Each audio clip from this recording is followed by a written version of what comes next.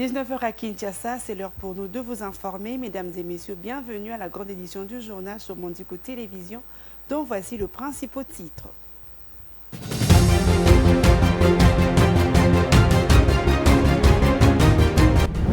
Anciennement célébré comme fête de la libération en référence à l'entrée à Kinshasa de l'FDL, coalition rebelle qui avait fait chuter le maréchal Mobutu, le Congolais célèbre en ce jour la révolution et les forces armées de la FRDC. À cette occasion, une cérémonie a eu lieu au mémorial du soldat congolais érigé à la place Forescom à Gombe. À la veille de l'élection du bureau définitif à l'Assemblée nationale, les violons ne s'accordent toujours pas au sein de la majorité parlementaire. Le problème ne fait que se superposer. Moussa Nyamwisi a introduit au Conseil d'État une requête référée liberté contre la décision du président du bureau provisoire de l'Assemblée nationale. 10 jours après le premier tour de l'élection, le Conseil constitutionnel a proclamé le résultat définitif de la présidentielle donnant Mahamat Idriss Déby vainqueur avec 61% de suffrages. Le recours du succès Mastra qui demandait l'annulation du scrutin a été rejeté.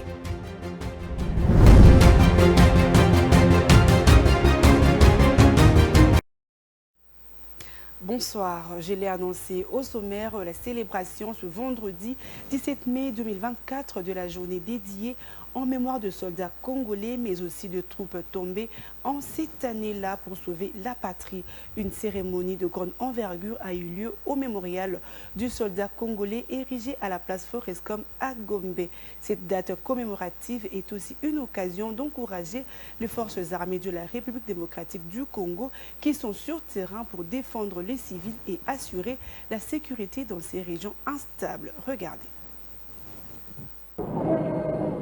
En ce vendredi 17 mai 2024, les Congolais rendent hommage aux soldats des forces armées de la République démocratique du Congo. Ces derniers se battent courageusement pour protéger leur pays dans les zones de conflit du Nord Kivu et de l'Ituri. Pour rendre l'utile à l'agréable, une cérémonie a eu lieu à Kinshasa au mémorial du soldat congolais érigé à la place Forescom à Gombe en présence du vice-premier ministre, ministre de la Défense nationale et ancien combattant Jean-Pierre Bemba, du chef d'état-major Christian Chiwewe, des corps diplomatiques ainsi que de l'armée congolaise. Depuis des années, les populations du Nord Kivu, en particulier dans les territoires de Massissi et Rutshuru, sont confrontées à des groupes armés qui sèment la terreur et la violence. Les forces armées de la RDC sont présentes sur les terrains pour défendre les civils et assurer la sécurité dans ces régions instables. Au péril de leur vie, ces soldats affrontent les rebelles et les milices pour protéger les populations vulnérables. Dans la province de l'Ituri, notamment à Djougou et Mahagi, les militaires font face à des défis similaires. Les affrontements entre différentes communautés ont causé de nombreuses victimes et déplacés. Mais les soldats de FARDC sont là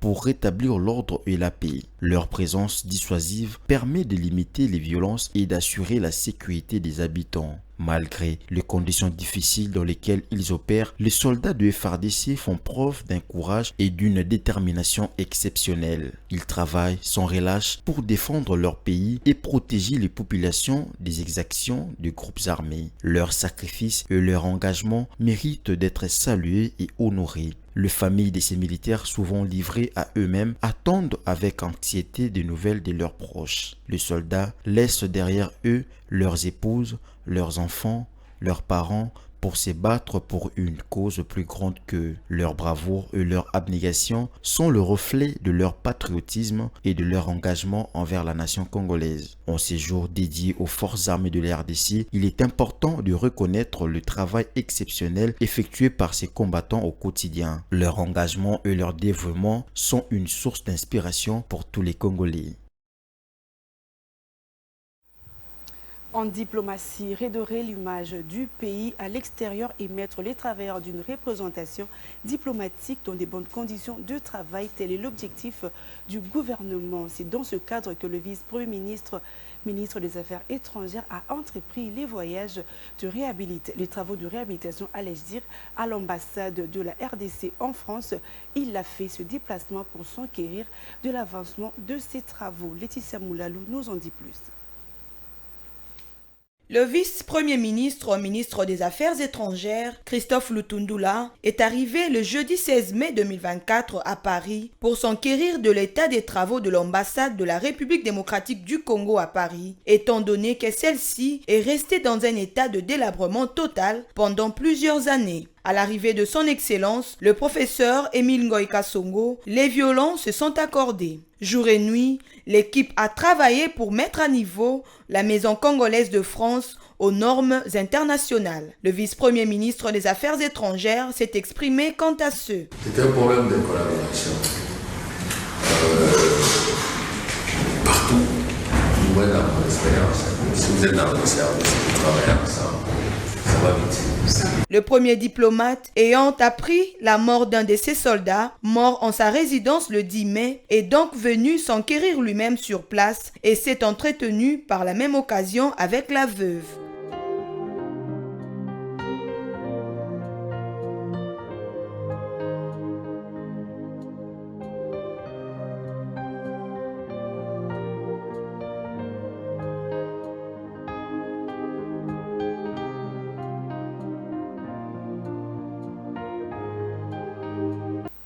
L'Assemblée nationale convoquée ce lundi 20 mai 2024 à l'audience publique devant le Conseil d'État suite à la plainte de Mboussa Niamouissi introduite le jeudi 16 mai devant la section du contentieux du Conseil d'État par l'avocat Fiston Mukendi Lumpungu agissant au nom et pour le compte de l'Alliance de mouvement de solidarité de Mboussa Niamouissi. Ces avocats veulent du Conseil d'État l'injonction de l'inscrire sur la liste de compétiteurs vu l'illégalité manifeste de la décision du bureau provisoire de l'Assemblée nationale. Commentaire de Viningali Junior.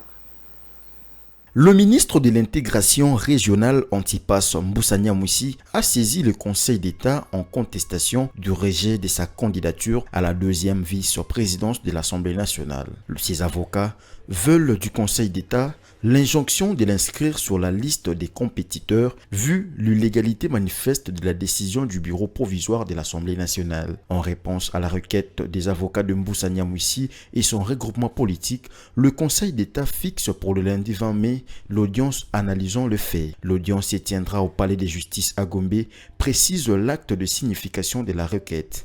Membre de l'Union sacrée, famille politique du chef de l'État Félix Tshisekedi, Mboussa Niamouissi a vu sa candidature être rejetée dans le communiqué final des candidats retenus. Des remous ont éclaté face à la décision rendue publique par Christophe Mbosonko Diampouanga, qui devrait être son challenger au poste de vice-président de la Chambre basse du Parlement. Les membres du parti politique Les Bâtisseurs du Congo ont pris d'assaut le jeudi 16 mai l'hémicycle du Parlement congolais pour le compte de la campagne électorale du bureau définitif de l'Assemblée nationale. Candidat unique au poste du rapporteur de la Chambre basse du Parlement, le député national Jacques Joly incarne le changement tant attendu, à en croire ses partisans. Regardez.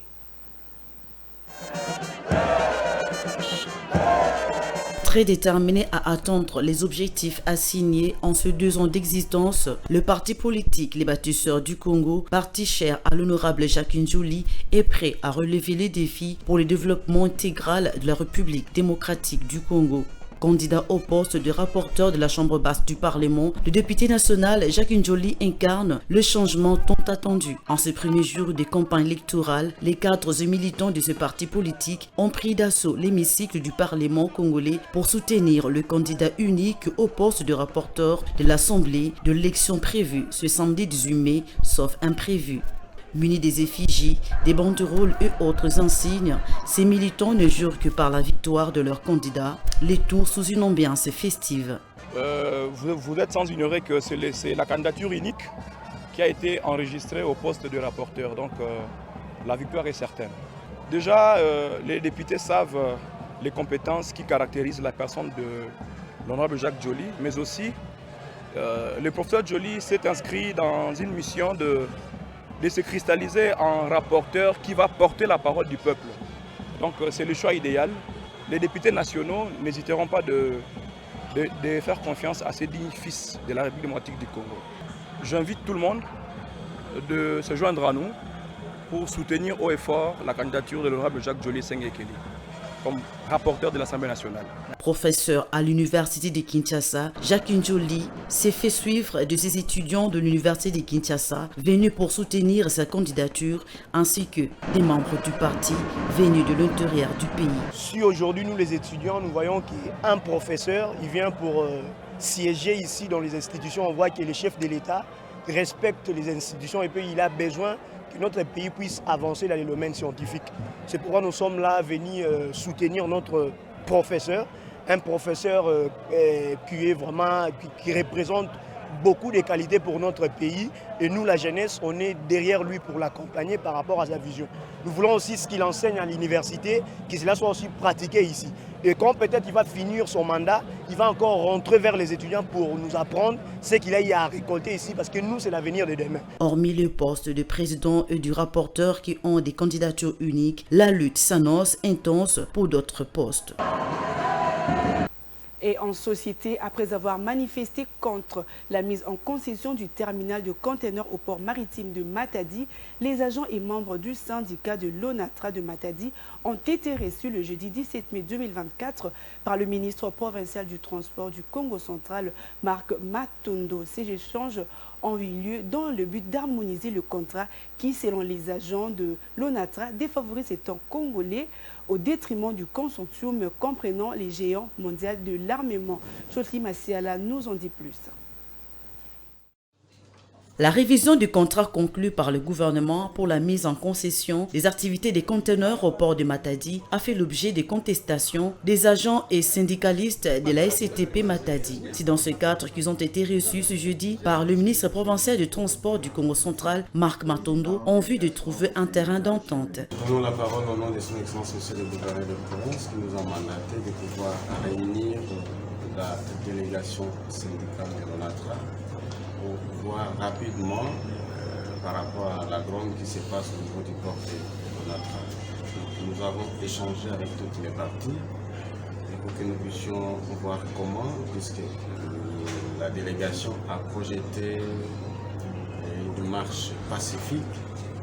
Comme nous sommes à Matadi, et Matadi est géré par un gouverneur, il était de bon abord pour nous de pouvoir s'enquérir de la situation et voir comment nous, en tant que gouvernement provincial, nous pouvons accompagner l'ONATRA. Malgré leurs échanges avec le ministre, ces agents et syndicalistes envisagent descendre dans la rue le lundi prochain pour une marche des protestations.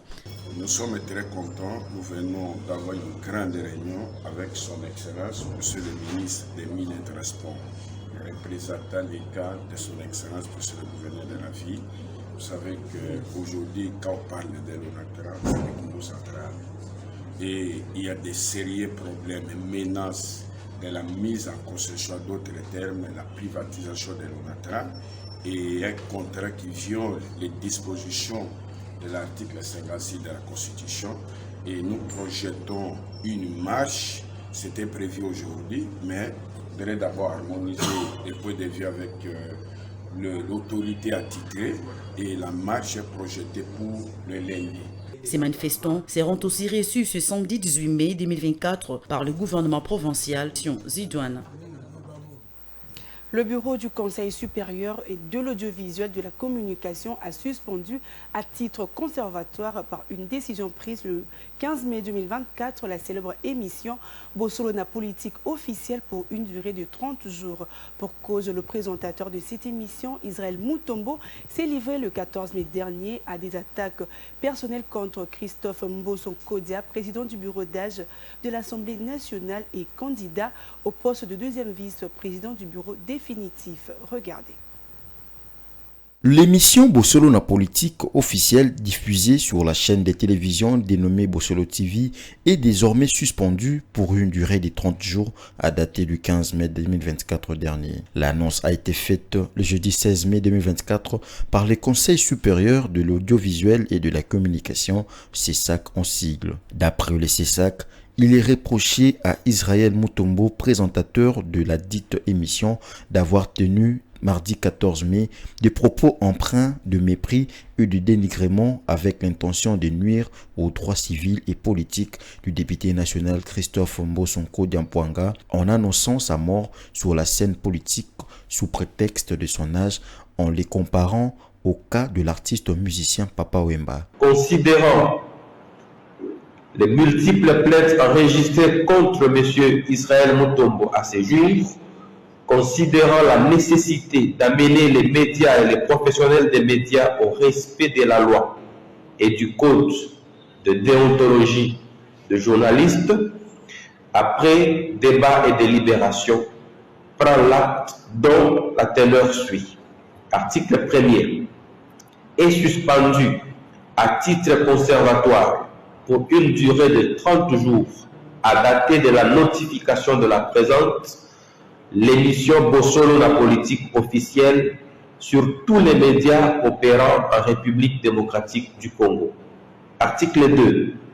En attendant la décision finale de l'Assemblée plénière, le directeur des programmes, accompagné du présentateur de l'émission incriminée, est attendu au Conseil pour présenter ses moyens de défense en rapport avec les manquements relevés ci-avant. Il convient de savoir que la suspension de l'émission Bossolo la politique officielle pour une durée d'1 mois vise à envoyer un signal fort aux professionnels de médias, les appelant à plus de responsabilité et de respect de normes déontologiques dans le traitement de l'information politique. Le CISAC a indiqué que cette mesure conservatoire pourrait être prolongée ou aggravée en fonction de l'évolution de la situation. Ainsi, les diffuseurs Bossolo TV et le présentateur Israël Mutombo disposent d'un recours possible contre cette décision.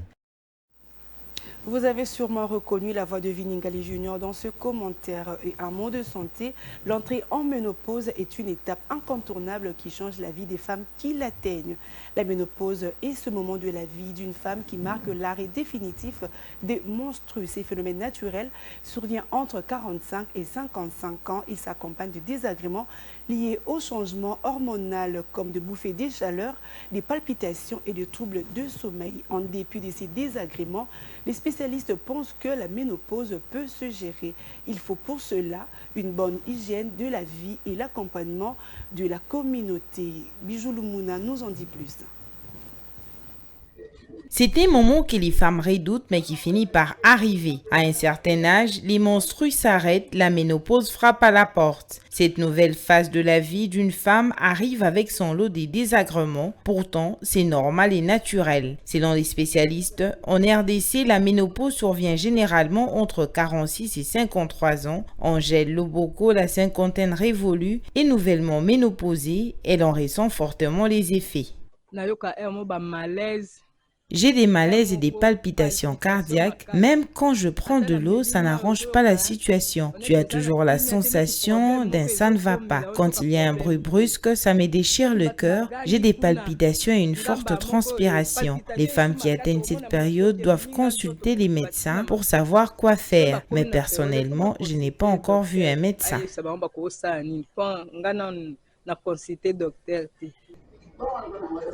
Les signes de la ménopause diffèrent d'une femme à l'autre et d'un organisme à l'autre. Si l'arrêt des menstrues a été observé chez certaines, d'autres par contre vivent leurs propres symptômes.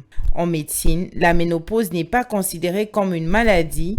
Elle est plutôt une carence en estrogène accompagnée des symptômes qui affectent inévitablement la qualité de vie des femmes. On parle vraiment de la ménopause lorsqu'il y a une année entière où la femme n'a plus ses règles, là on parle de la ménopause. Maintenant, les manifestations sont des manifestations que la femme ressent et d'autres manifestations que les gens de l'extérieur peuvent voir. Elle a des bouffées de chaleur, elle a très chaud, après elle transpire beaucoup, des palpitations, on peut observer, et des transpirations nocturnes qui peuvent gêner même le sommeil. Et ça, ce sont des manifestations que la femme peut éprouver. Il y a l'apparition des rides. Il y a des problèmes de santé qui peuvent s'associer à cette situation également. Il n'est toujours pas facile de gérer la ménopause. Cette période entraîne des fois des sauts d'humeur chez certaines femmes. Il est impérieux de chercher la bonne information pour bien vivre cette étape de la vie. La communauté est également appelée à accompagner la femme à bien vivre sa ménopause. Les femmes ménopausées sont elles aussi invitées à faire certains examens pour se rassurer de leur état de santé. Des maladies telles que le diabète et le cancer du sein surviennent souvent pendant cette période. Il faut voir le médecin pour des questions générales de la femme. Parce qu'elle va vérifier sa tension, elle va vérifier sa glycémie s'il n'y a pas le diabète, elle doit faire la mammographie pour les seins, elle doit faire examiner son col. Il suffit de rien pour que la personne se fâche, il suffit de rien pour que la personne ne soit plus contente. Donc on demande un peu de compréhension, un peu de sensibilisation par rapport aux gens qui sont autour et d'être gentil, tout simplement. Et ça aide. Selon cette gynécologue, beaucoup des femmes entrent en ménopause précocement. Elle explique cela entre autres par certaines habitudes alimentaires. Les femmes sont appelées à avoir de très bonnes habitudes alimentaires.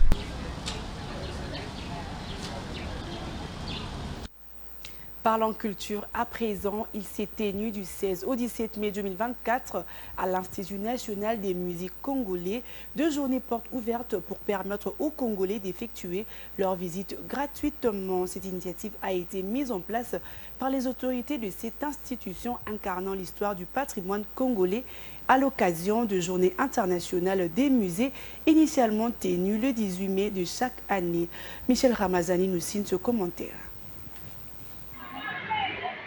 L'Institut national des musées congolais, INMC en sigle, a organisé du jeudi 16 au vendredi 17 mai 2 journées portes ouvertes à travers tous les sites de musées nationaux sur toute l'étendue du territoire national, afin de donner l'occasion à la population congolaise, plus particulièrement celle de la ville capitale de Kinshasa, de visiter cette importante institution de conservation de l'histoire du patrimoine congolais.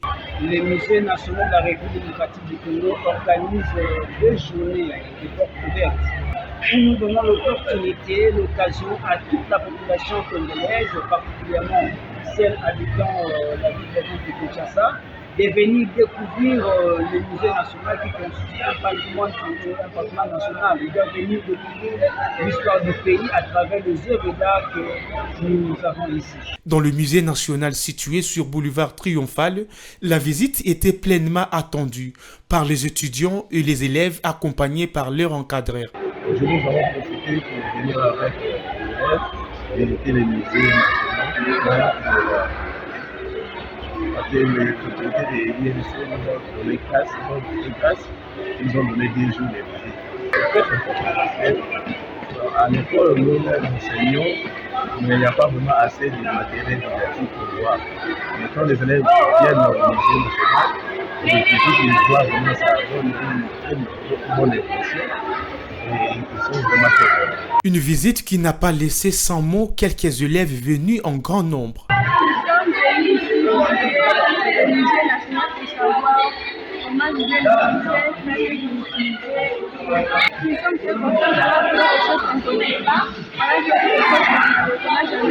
Il s'y dérappe que ce journée porte ouverte organisée par les autorités de l'INMC a été initiée en prélude de la Journée internationale de musées 18 mai de chaque année.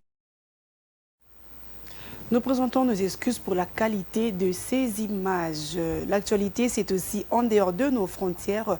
Au Tchad, le Conseil constitutionnel a validé jeudi 16 mai l'élection du président de la transition, Mahamat Idriss Déby, lors du scrutin du 6 mai dernier. Le Conseil rejette ainsi le recours en annulation déposé juste après les 2 résultats provisoires par les 2 principaux adversaires de Déby qui, après plusieurs reports, aura obtenu ces élections, surtout avec un taux de participation de 75,78%. Suivez.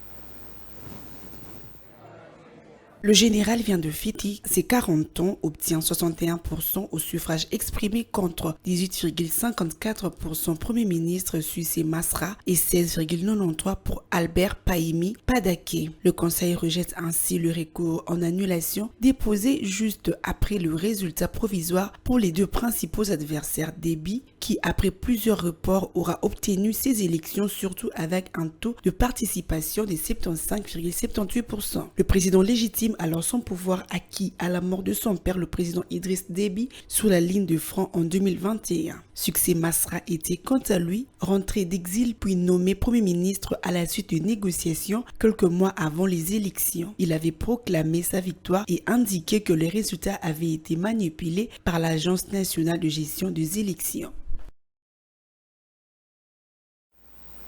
Quittons le Tchad pour le Soudan du Sud où le gouvernement et le groupe d'opposition rebelle ont signé jeudi une déclaration d'engagement en faveur de la paix lors de pourparlers de méditation de haut niveau au Kenya, décrite comme une étape clé dans les efforts visant à mettre fin au conflit du Soudan du Sud qui a longtemps paralysé son économie. Images et commentaires.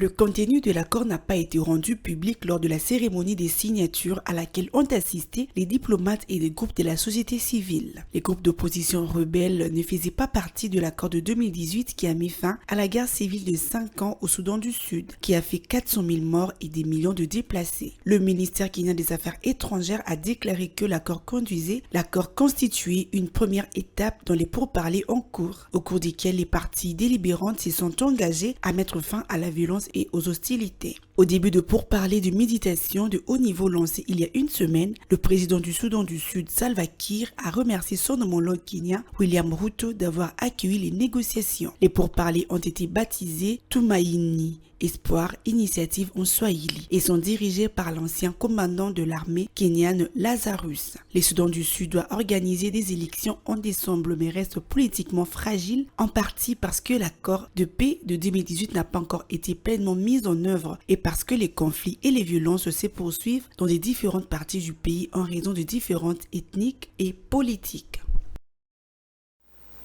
C'est la fin de ce journal, mais avant de nous quitter, voici le rappel de titres.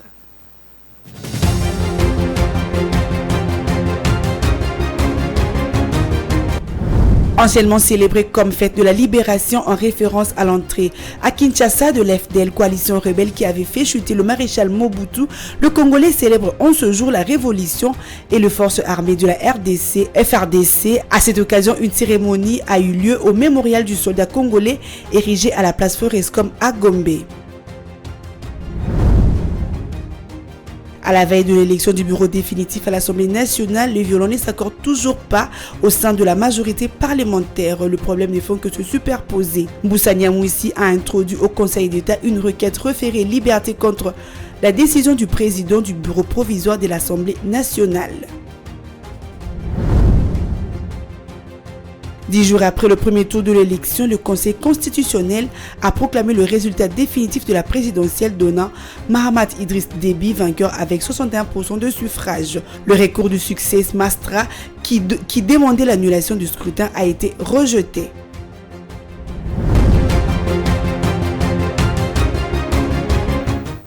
Ce journal est complètement terminé. Merci de l'avoir suivi et bonne suite au programme sur nos antennes.